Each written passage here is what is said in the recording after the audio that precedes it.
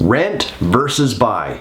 Should I rent a home or should I buy a home? That's our topic for this video, starting right after this.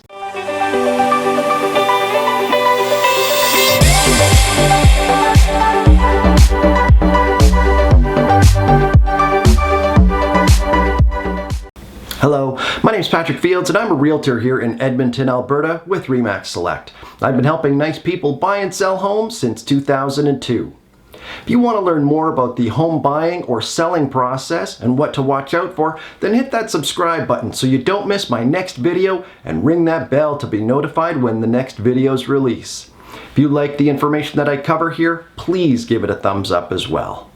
Okay, so which is better, renting or buying a home? We're told it's always better to buy than rent, but it really depends on your own situation or circumstances. Times have changed.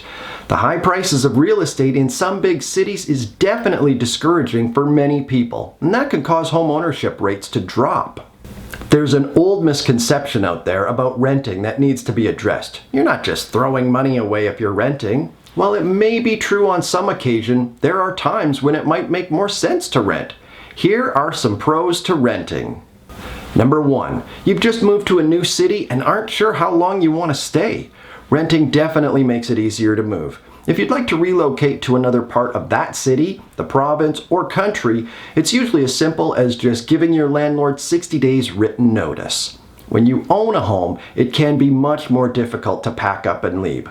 Especially if there's lots of homes for sale, it can take a lot longer. But if you're in a hot market with very few homes for sale, it could be quite easy. If you get a great job opportunity in another city or province, it can be tougher to relocate. Selling your home can be costly, although depending on the company you work for, they may pay your selling costs.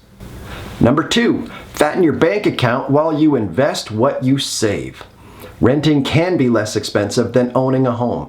If you're renting a home with several friends or a small basement suite, you can probably spend less per month, and all you have to worry about is paying your rent and some utilities. This will leave you with extra monthly cash that you can and should invest. If you're making a sacrifice in your living situation, make sure you focus on paying down your student loans or other debt and invest in RSPs, TFSAs, or save up the down payment for a home of your own. Now this can be very tricky. You do have to be very financially disciplined for this to pay off. Don't think short term and spend money on eating out all the time or buying new clothes or a fancier vehicle if those things just aren't needed.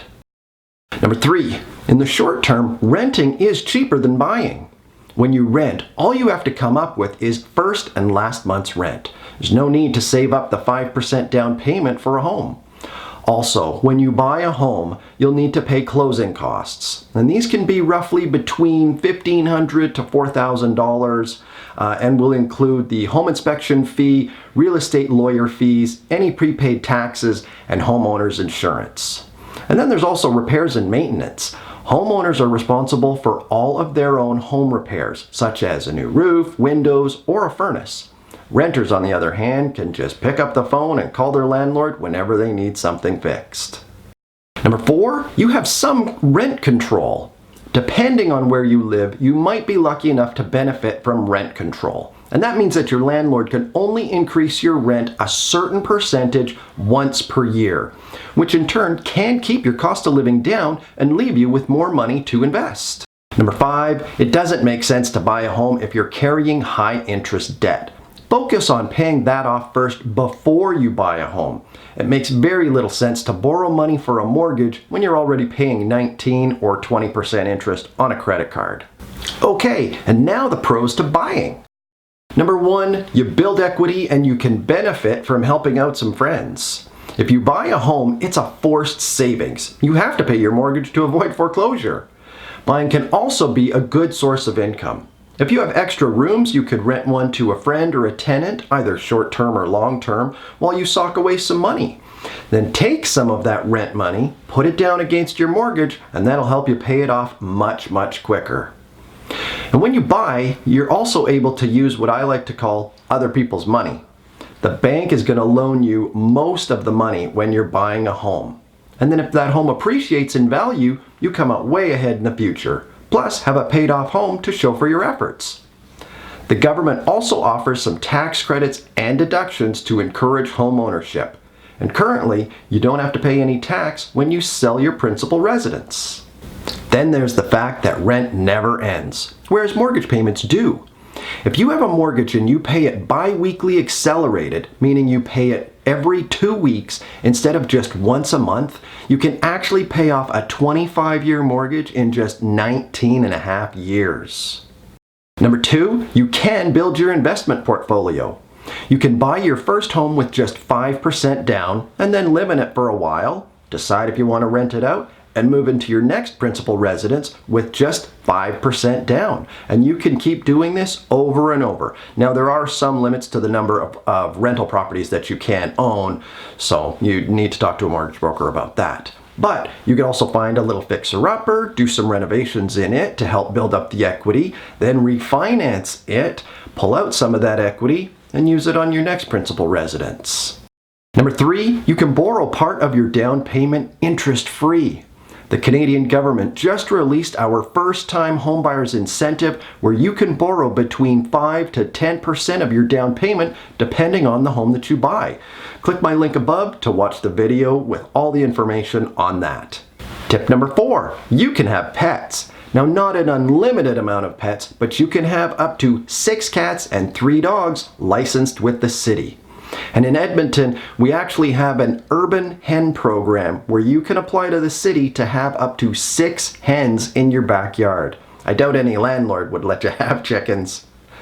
If you're renting, you might have to pay extra every month just to have a dog or a cat, or give a larger damage deposit if they're going to allow it at all.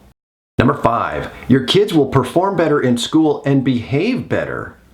Researchers have found a positive correlation between homeownership and children's academic achievement. Because most homeowners stay in their homes for a longer period of time, they provide a more stable home life for their children, which in turn affects their academic performance. And a Canadian study also found that homeownership decreased the incidence of behavioral and emotional problems among children ages 4 to 16 years old. Number 6, you can make changes to the home and do renovations whenever you wish. You usually need the permission of your landlord, even if you want to paint a wall. But when you own, you gain the benefit of any extra added equity when it comes time to sell. Number 7, you build up your credit. Additionally, when you own your own home, it means that you can either take out a line of credit against the equity when you need it for other large purchases, or it just builds up your credit so you can buy a new vehicle or maybe use that for an investment property. Okay, so here are 2 factors that are totally unpredictable. The first one for renting. Your landlord decides that they're going to sell the home. You might just be told one day to start expecting that people will be going through the home as potential buyers. If it's sold, you could be given 90 days written notice and you'll have to find yourself a new place to live.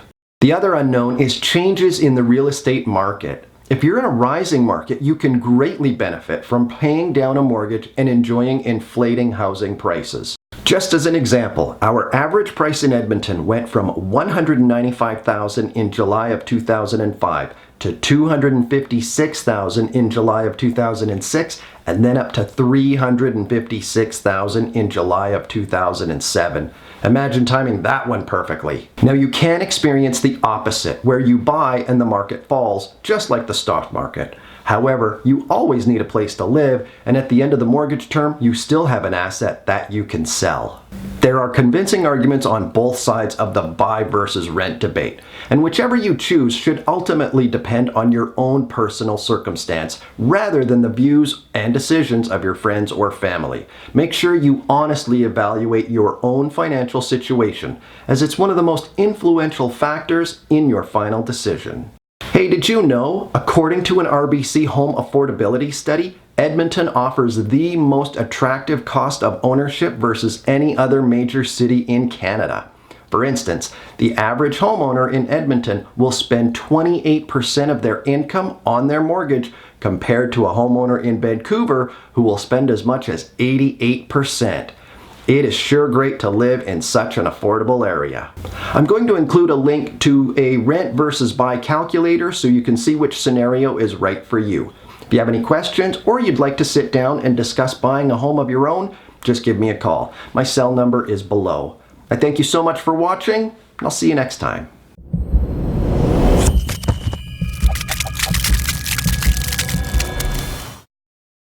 Okay, so here are two factors that are totally unpredictable to predict. Oh.